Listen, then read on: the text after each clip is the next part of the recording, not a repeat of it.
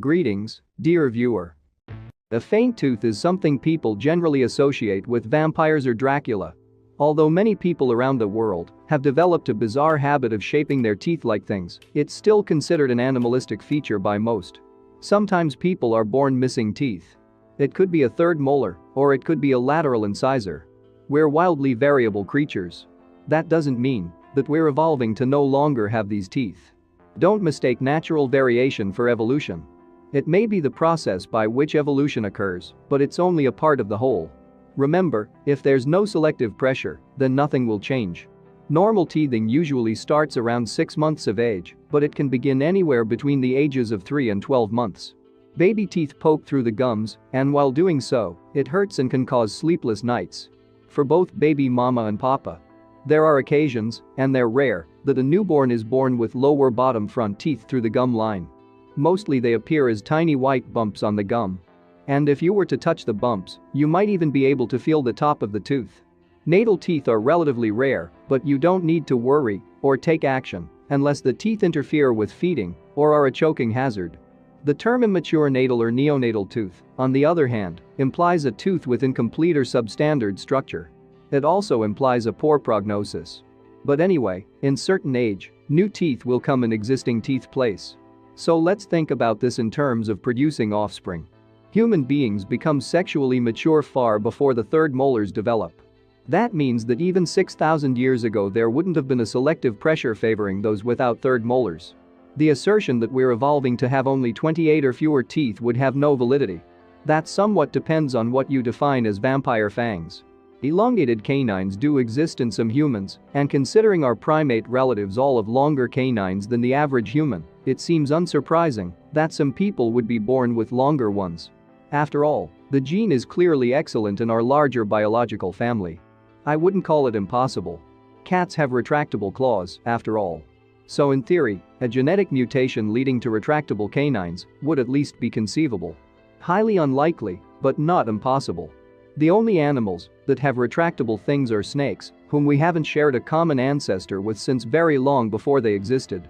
But that does prove that retractable fangs are biologically possible. So a mutation for it in humans could happen, however unlikely it may be. But to the best of my knowledge, no scientist has ever observed such a thing. So despite being in the realm of possibility, it's so unlikely that unless until we get a credible observation of it, we have to assume the answer is no. That said, in the near future, genetic manipulation may reach the point where we can induce it in people. That raises some ethical questions, but if the vamp community started demanding it, some scientists think we could bioengineer the end of third molars. Though it's kind of a cool idea, it just isn't as beneficial as, say, a cure for cancer or something. Little Oscar O'Byrne's mother, Tara, was very shocked when she checked her child's crib one morning recently to discover that a little spicacious tooth had appeared in her baby's mouth overnight. It's perfectly normal for babies' teeth to start showing at that age, but not a full-grown thing overnight. She went to check on him early in the morning and tried to get him to go back to sleep, but he just wouldn't stop crying. So she changed him and tried to feed him. That's when she noticed a little full-grown fang in his mouth that had come in overnight. She brought him to a nearby hospital, Our Lady of Lourdes Hospital, but wasn't getting the proper care she desired as the doctor spent most of her visiting debating about what it could be, rather than actually trying to take care of her son's problem. Frustrated and tired of the lack of treatment, she took her son to a nearby hospital instead, called Temple Street Hospital. When she arrived, they had dentists look at her son dentist to the rescue. The dentist called in several other doctors for a consult, and all were baffled by Oscar's tooth. Finally, the dentist decided that he should remove the fang. But that turned out to be quite an adventure. Drawing the fang, and what happened after? The dentist asked Auburn to hold the baby down, keeping his arms still, while she pulled the tooth out of her tiny mouth. But then something went terribly wrong. Somehow, the baby's tooth was drawn up into his nose by the suction, where it got stuck. The tooth was stuck up Oscar's nose. Auburn later confessed that she was initially terrified, but she winded the baby, and out popped the strange tooth. Later, she and her family took the tooth home to keep, so they could show it to Oscar when he's older and tell him about the strange adventure of his vampire baby days. They removed the thing.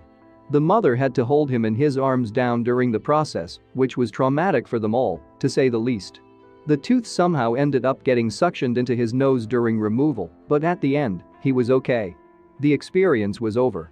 Thankfully, there were several dentists in the room taking pictures of the oddity, especially unique considering the coincidence that it grew during October. We guess her son is a little vampire himself. They kept the tooth for a future gift when the child is old enough. A very unique first tooth indeed. What should you do if your child has a toothache? Even though Oscar's situation is unique, toothache in childhood is very common, and a child weeping in agony can drive a concerned parent frantic with worry. There's no swelling and no fever. A toothache can have many causes, and if there's no facial swelling or fever, it's probably not an emergency. Look inside a child's mouth will help to ascertain if there's any visible tooth decay or any minor cuts or bruises inside the oral cavity. If the child is teething, the pain can be quite acute as the tooth cuts its way to the surface of the gum. If necessary, doctors recommend giving a child in acute pain acetaminophen or ibuprofen in a dose appropriate for their age and weight. If there is swelling, a cold compress should be applied to the site for a few minutes at a time so as to not burn the skin. Encouraging the child to rinse with a solution of warm salt water made by mixing half a teaspoon of salt with a cup of warm water can also help the pain. The child should swish or hold the salt water over the affected area without swallowing it, then spit it out. A dentist should attend to any childhood tooth complaint in order to avoid tooth damage or loss, and children should have regular dentist appointments from their first birthday onwards. In this, Oscar was truly precocious, having his first appointment and tooth extraction at just 11 weeks. Some babies aren't born with teeth, but get them shortly after birth, generally seen within the first month of life. Teeth that emerge soon after birth are called neonatal teeth. According to the journal Pediatrics, neonatal teeth are even more rare than natal teeth. In other words, your baby has a higher chance, though rare, of being born with teeth than getting teeth a few weeks after birth. Symptoms of teething can start as early as 3 months of age, but in these cases, your baby won't get any actual teeth for a month or more after that. Neonatal teeth appear so quickly after birth that your baby may not exhibit the normal telltale signs of teething like drooling, fussiness and biting their fingers. Being born with teeth is rare, but it is possible. If your baby has teeth at birth, be sure to talk to your pediatrician. Any loose teeth may need to be surgically removed to prevent hazards and health complications.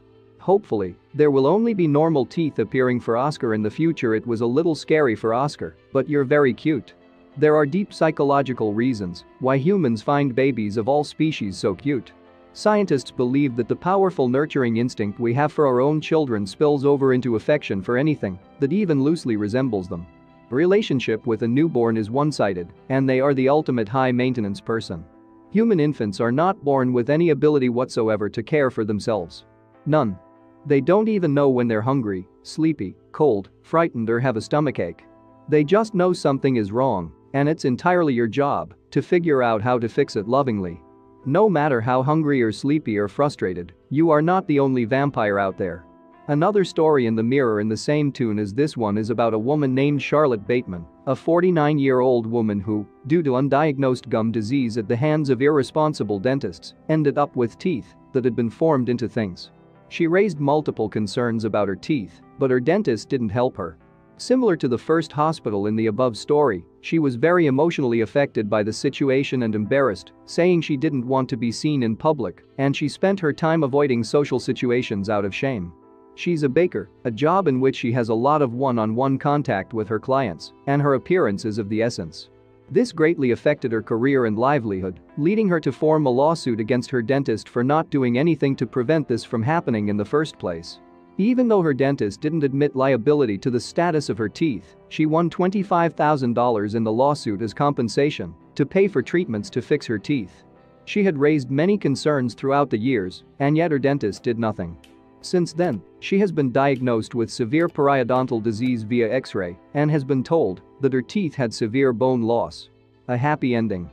If you like this story, then don't forget to subscribe to the channel, like it, and share it with friends and family.